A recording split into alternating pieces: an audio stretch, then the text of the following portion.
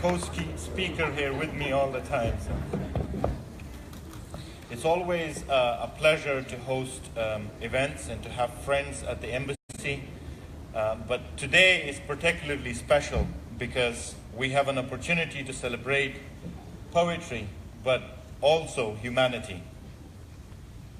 I would like to thank our cultural attaché and our colleagues for putting this together, and to our distinguished guests here, Ambassador Sarna and Dr. Sarna, Ambassador Khalilzad, distinguished colleague Mr. Havid Naveed. I'd like to start by reciting a poem. I just need to sharpen my wings and swim in the opposite direction. I can open the door of new dreams, no matter what. Art is art. It will change at least one life. I want to witness my country grow like a child beginning to walk. I will hold its hand before it collapses out of shame. It will rise up and the world will wonder. Words will creep into my mouth and everyone will recite my poem.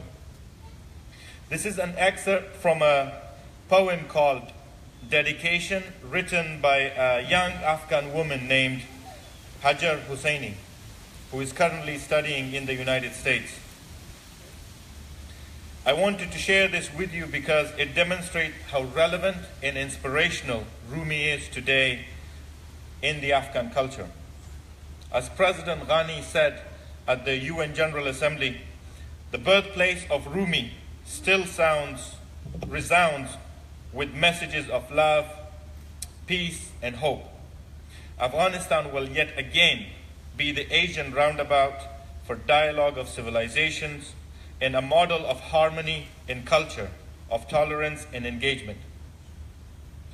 These are the messages of Rumi: love, peace, tolerance, and harmony. And they still resound across the country today in the new poems of our young people and the ancient ones of our ancestors. You may have heard that Afghanistan has a high rate of illiteracy, but you probably don't know that most Afghans are poets. It's in our blood. It is in our DNA. We have strong ancient oral culture. We use lyricism to express ourselves, our personal feelings, culture, and identity, and to celebrate our history. Afghanistan has produced some of the most well-known and celebrated poets in our region.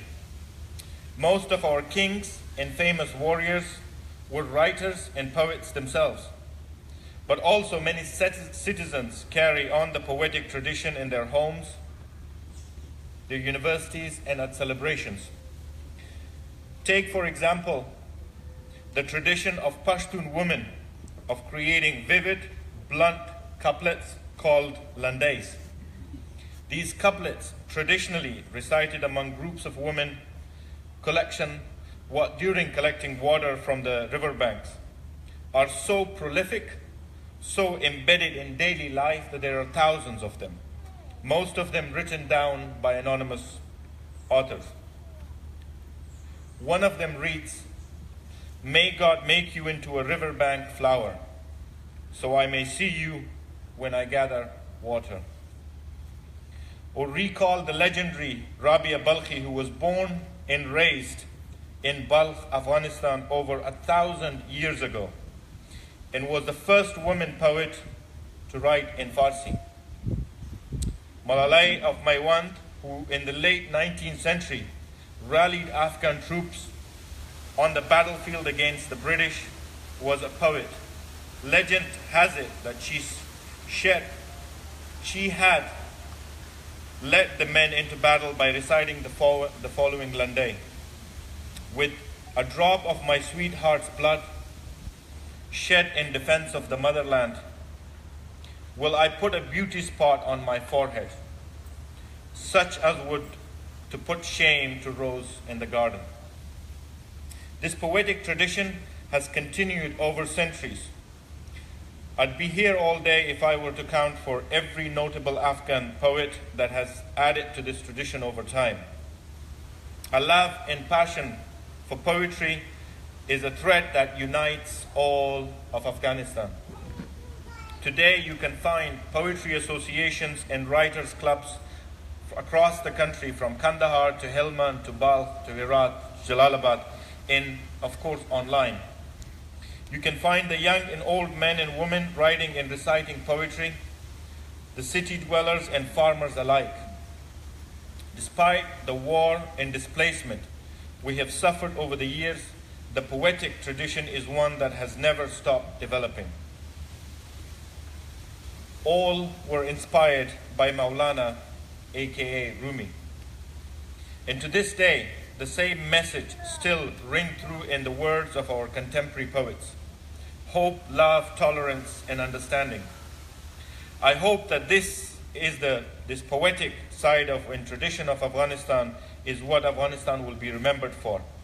It is one of our greatest contributions to human civilization. But Rumi was more than a poet. He was also a philosopher and an artist.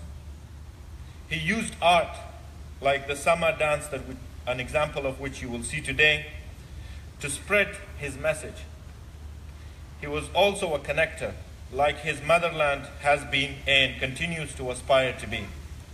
He connected the region by being an Afghan by blood, Persian by linguistics, and Turkish by residency. His thoughts connected people even during his own lifetime. During Rumi's era, there was a lot of division in the philosophy of life and religion.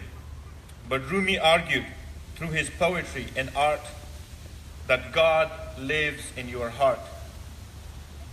Reason is powerless in the expression of love, wrote Rumi. Instead of looking outward to logic and reasoning, Rumi looked inward to his heart's intuition and left us with profound products of self-reflection. He wrote, "This universe is not outside of you. Look inside yourself.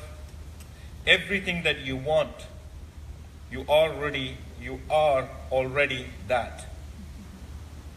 Rumi's Sufi spirituality was still and still is focused on self-healing, and his philosophy is still relevant in today's modern world in efforts to counter terrorism and extremism of all types, religious, racial, and ethnic. It teaches us to cleanse our personal aura. As Rumi wrote, "This is a subtle truth. Whatever you love, you are." I want to leave you with a thought about Rumi's birthplace, Afghanistan. While the media and the rest of the world may look at it exclusively from the lens of war, Afghanistan has traditionally been a source of intellectualism and inspiration for the world, and especially the region. Famous South Asian poet and philosopher Iqbal Lahori said his life's work is the product of three Afghans. His thoughts are inspired by Sayyid Jamaluddin Afghan, his political zeal from Khoshal Khan Khattak, and his philosophy by Maulana Balkhi, aka Rumi. Maulana lives through us and inspires us to this day. I leave you with one of my favorite lines by Rumi, which gives me hope in today's turbulent times.